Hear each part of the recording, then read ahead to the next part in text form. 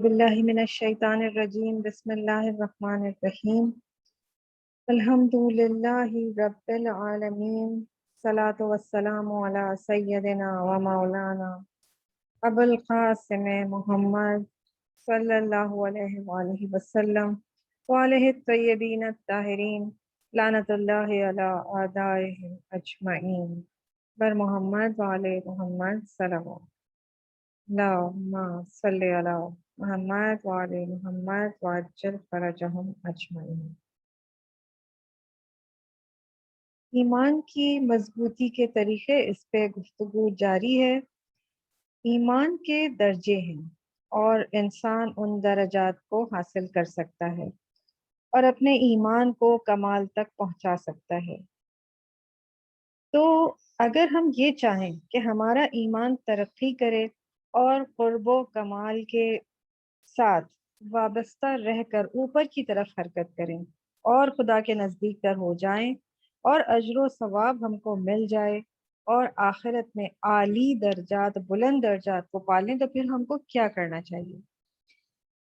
इस सवाल के जवाब में हमको देखना पड़ेगा कि कौन सी चीज़ें ईमान के पैदा होने का सबब बनती हैं ताकि उस चीज़ को ज़्यादा से ज़्यादा ताकतवर बनाया जाए। ईमान में मजबूती पाने के लिए बहुत सारे रंज और दुख बर्दाश्त करने पड़ते हैं। जिस तरह हम कोई अगर बहुत आला से आला और महंगे से महंगा सामान हासिल करना चाहें और तो वो मुश्किल होता है, उसके हुसूल में तकलीफ़ें और ज़हमतें बर्दाश्त करनी पड़ती हैं। इसी तरह ईमान भी बेहद नफीस और गरा कदर सामान है जिसको अल्लाह ताला ने पैदा किया है। ईमान के दो बेसिक फैक्टर्स हैं, उनमें एक है इल्म मारिफत और दूसरा है इरादा और हिम्मत। इन दो फैक्टर्स में से पहले को हम लेकर चलेंगे। अगर मार्फत और कामिल शनाख्त, जो कि ईमान के मुकद्दमात में से हैं, उसको हासिल करने के लिए क्या किया जाए? इसके लिए मुख्तलिफ किस्म की एक्टिविटीज़ को अंजाम देना पड़ेगा। इसके लिए भी दो बेसिक एक्टिविटीज़ हैं जिनको हम यहाँ डिस्कस करेंगे। पहली एक्टिविटी, हमारा जिन चीज़ों पर ईमान है उनके प्रूफ्स हासिल करें और उनको मजबूत करें।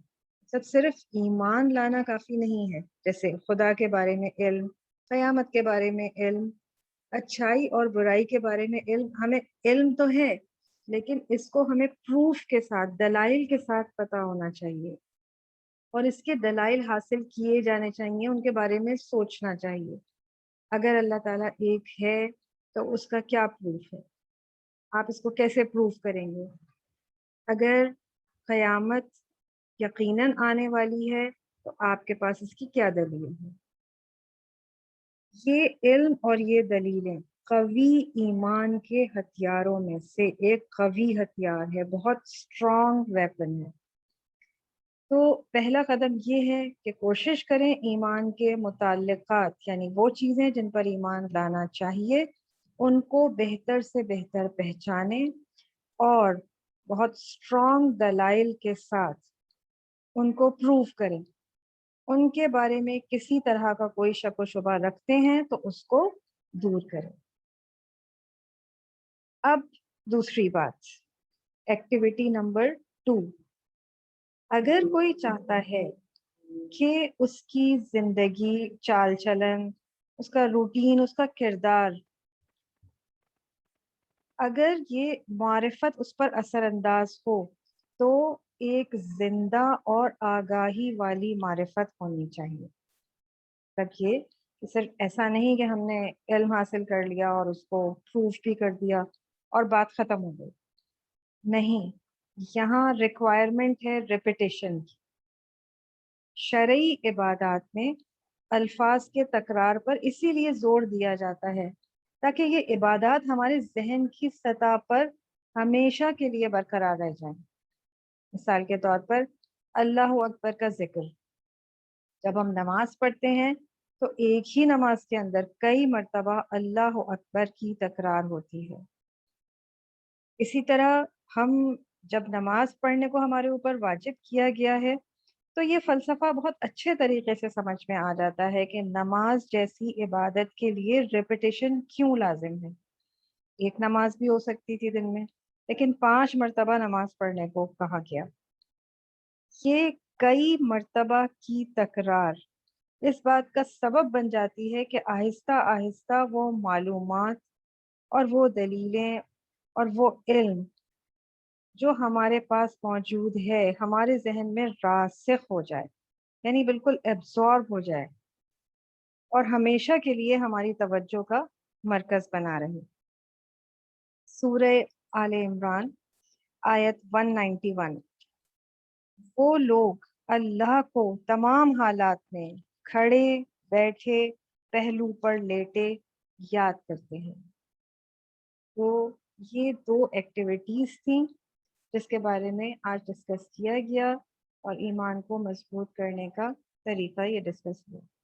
پر محمد وآل محمد صلوات اللہم صلی علی محمد وآل محمد وعجل فرجہم اجمعین۔ دعائے سلامتی امام زمانہ۔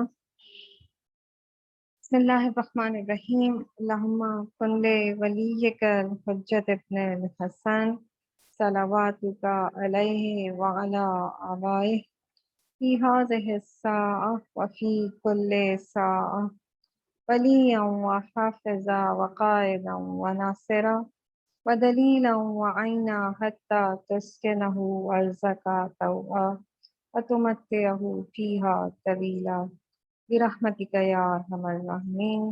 اللہم صلی علی محمد وآل محمد وعجل فرجہم اجمعین۔